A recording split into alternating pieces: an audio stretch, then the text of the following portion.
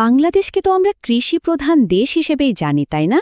কিন্তু এর একটা বিশাল সম্ভাবনা, যা বিশ্ববাজারে আলোড়ন ফেলতে পারত, সেটা কিন্তু এখনো প্রায় অব্যবহৃত রয়ে গেছে। তো আজকের এই আলোচনায় আমরা ঠিক এই বিষয়টা একটু গভীরে গিয়ে দেখব। শুরুতেই একটা দারুণ তথ্য দিই। জানেন কি, ফল উৎপাদনের দিক থেকে বাংলাদেশ কিন্তু বিশ্বে ৮ নম্বরে।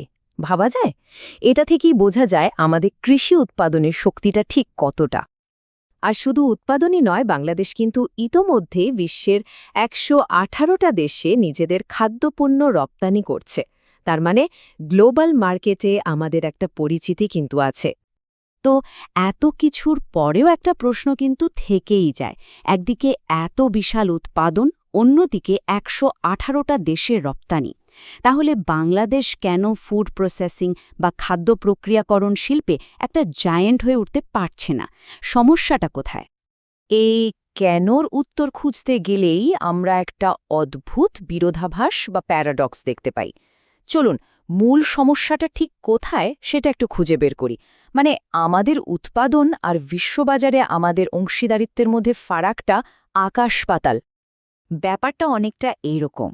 বিশাল একটা মহাসাগর হল বিশ্বব্যাপী প্রক্রিয়াজাত খাবারের চাহিদা, আর সেখানে বাংলাদেশের রপ্তানি যেন এক ফোঁটা জল।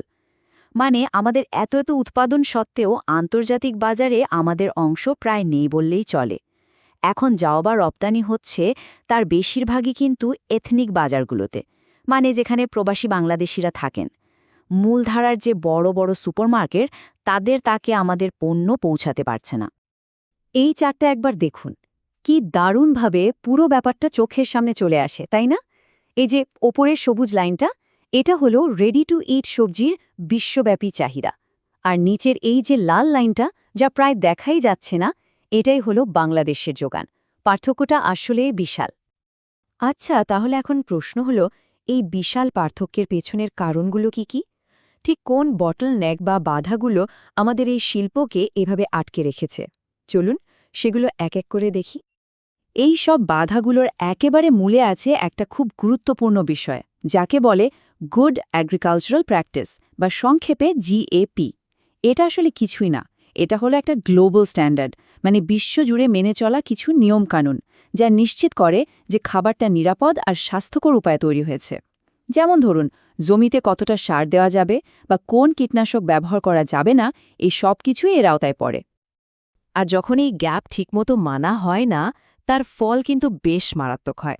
কাঁচামালের কোয়ালিটি এক এক সময় এক এক রকম হয়, ক্ষতিকর কীটনাশক থেকে যাওয়ার ঝুঁকি থাকে, আর সবচেয়ে বড় কথা, পণ্যটা ঠিক কোন খামার থেকে এসেছে তা ট্র্যাক করা যায় না। আর এ কারণেই কিন্তু ইউরোপ বা আমেরিকার মতো বড় হাই ভ্যালু মার্কেটগুলোতে আমাদের পণ্য ঢুকতেই পারে না। শুধু তো উৎপাদন করলেই হবে না, তাই না? ফসলটা মাঠ থেকে কারখানা পর্যন্ত পৌঁছানোর যে রাস্তা, সেটাও কিন্তু ভাঙাচোরা।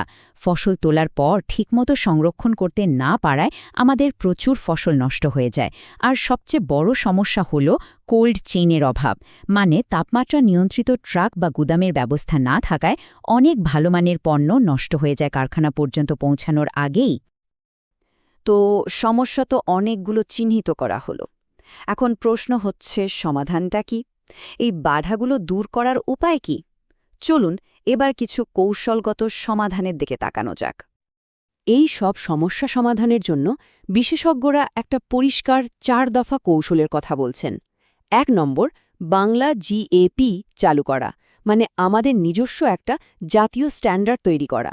২, একটা শক্তিশালী কোল্ড চেইন নেটওয়ার্ক তৈরি করা, যেটা খামার থেকে বন্দর পর্যন্ত নিরবিচ্ছিন্ন থাকবে। ৩, আধুনিক প্যাকেজিং শিল্প গড়ে তোলা, যার দেখতেও সুন্দর হবে আবার খাবারকে নিরাপদও রাখবে।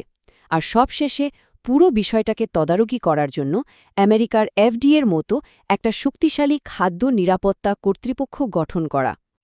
আচ্ছা, এবার একটু ভাবা যাক, যদি এই পরিবর্তনগুলো সত্যি আনা যায়, তাহলে এর ফলাফলটা ঠিক কতটা বড় হতে পারে। চলুন ভবিষ্যতে সেই সম্ভাবনার দিকে একটু উঁকি দিই। পুরো চিত্রটা একবারে বোঝার জন্য চলুন শুধু একটা মাত্র পণ্যের উদাহরণ দেখি, চিংড়ি। এটা একটা হাই ভ্যালু পণ্য, আর এর সম্ভাবনাও বিশাল।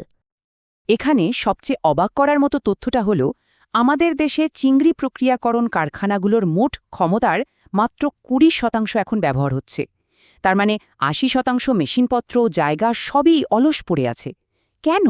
শুধু ভালো মানের কাঁচামালের অভাবে।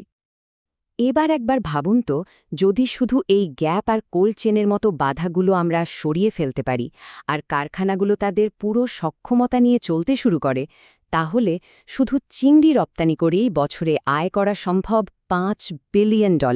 হ্যাঁ, ঠিকই শুনেছেন, $5 বিলিয়ন। এটা একটা অবিশ্বাস্য সম্ভাবনা। তাহলে শেষ প্রশ্নটা এটাই, এই যে একটা পরিষ্কার নীল নকশা আমাদের সামনে আছে, এটা কি পারবে বাংলাদেশের এই লুকানো সম্পদকে একটা বিশ্বজোড়া সাফল্যের গল্পে বদলে দিতে?